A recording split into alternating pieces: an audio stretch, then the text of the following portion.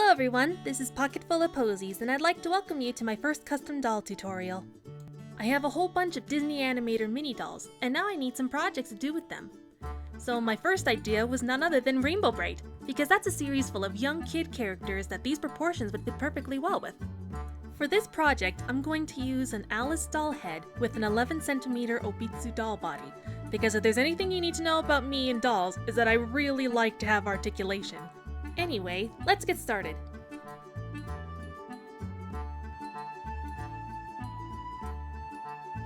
I start by making a basic wig cap and brushing out the yarn wefts. For this I followed Mosekito's side ponytail wig tutorial.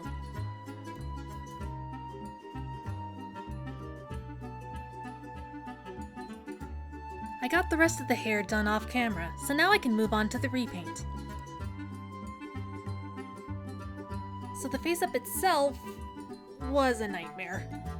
First of all, I was in the middle of a deep freeze when I was doing the spraying, so waiting for the best weather I could get was kind of annoying. And then, for whatever reason, the head wouldn't stop being shiny no matter how hard I sprayed it. I've heard that can happen when you start with a new can of Mr. Super Clear like I was doing, or from the aforementioned cold weather, so I kept starting over again several times until I could get it right. Which I think can be visible in the new recordings, until I lost my patience and just kept going. I made a sketch with a light brown pencil, and then I start building up the colors. When it won't build up anymore, that's when you spray it with another layer of Mr. Super Clear, and then keep going from there. So, on the recording process, I was mostly trying to make sure I could get it right. It caused me to be a bit of a super ultra perfectionist, if you will, and I ended up deleting a lot of my footage because I worried about not making a good first impression on you guys. However, at the same time, I know there are people who like seeing all the mess-ups during the creative process, and it can be quite entertaining or endearing to watch. Also, since I'm such a noob at this process, there are other aspects to it, such as getting good lighting and making sure my hands aren't constantly obscuring the footage, despite my best efforts. If anything, it's given me a lot of respect for YouTube doll artists who do so much hard work to share their hobby with everyone. One of the most notable things about Disney Store dolls is that their faces are really sculpted, so it's difficult to really go against the face mold. At this point, I'm more used to Monster High and Ever After High doll faces, which, while they can have some sculpting, are a bit more flat and forgiving on this regard. Next up, I get the acrylic paints to make the colors stick out more. Now, usually I don't really like going over everything with acrylics because I normally see it as a waste of the pencils, but I was still worried about shining up the face. Typically, I like to paint the whites on the eyes just to make them pop out a little more. Also, when I was painting the irises, I ended up going over them with pencils to give it more dimension. It wasn't until afterwards that I realized I was subconsciously copying one of Hextian's repaint methods. Anyways, I keep going back and forth with paints, pencils, and Mr. Super Clear until I'm satisfied with the result. Now that the eyes are done, I take some Pearl X powders to make the eyes and the star on her cheeks nice and glittery. There's just something about Rainbow Brite that makes the sparkliness feel necessary. Now it's time to do the light catches on the eyes.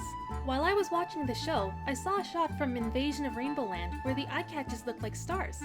I wanted to use this look myself because I thought it was really cute and it would match the star motif throughout the series. I finished with some Liquitex gloss varnish on the eyes and lips, and the repaint is done.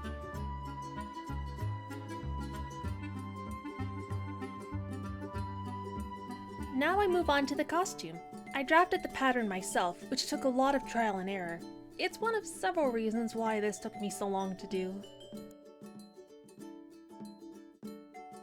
One of the first things I do is to sew on the yellow collar part to the bodice and then paint the red dots on with acrylic paint. One of my biggest concerns for this project was getting the sleeve puffs on such a small scale. Luckily for me, I found a 9-inch Rainbow Brite doll at my local thrift store, and I took apart the sleeves to get a visual reference for how to do it. So what I did was to cut the puffs of the sleeve longer than the sleeve cuff. I gathered the yellow puff to match the length of the cuff and sew it together. Then I gather stitch the other puffs together to get the same length and slip stitch it all together. it's so small, so I was worried about not being able to flip it right side out. For the boots, I started off by following Watercolor's shoe tutorial and painted them red, along with the stars, which came from an earring pack from Claire's. I figured the best way to do the boots was to make the upper as a leg warmer type thing. It was essentially the same method as making the sleeves, except this time I slip stitched them together with elastic thread, which is also a Watercolor's method.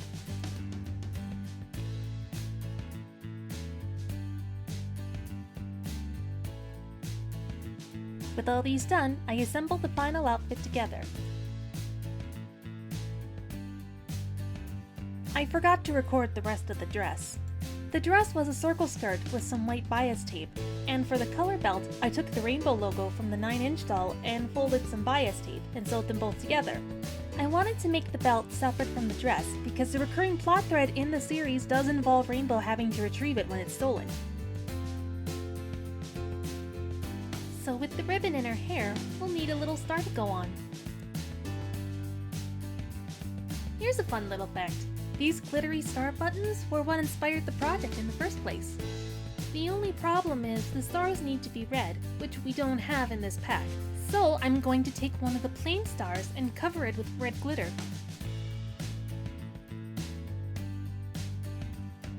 First I cover the star with glue so that the glitter will stick on. Then I seal it on with Mod Podge to keep the glitter from falling off everywhere.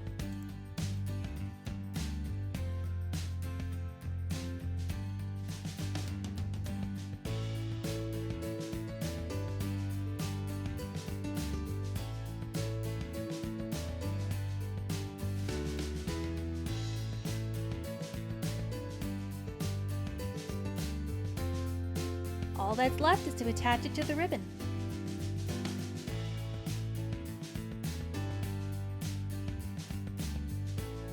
And she's finally done.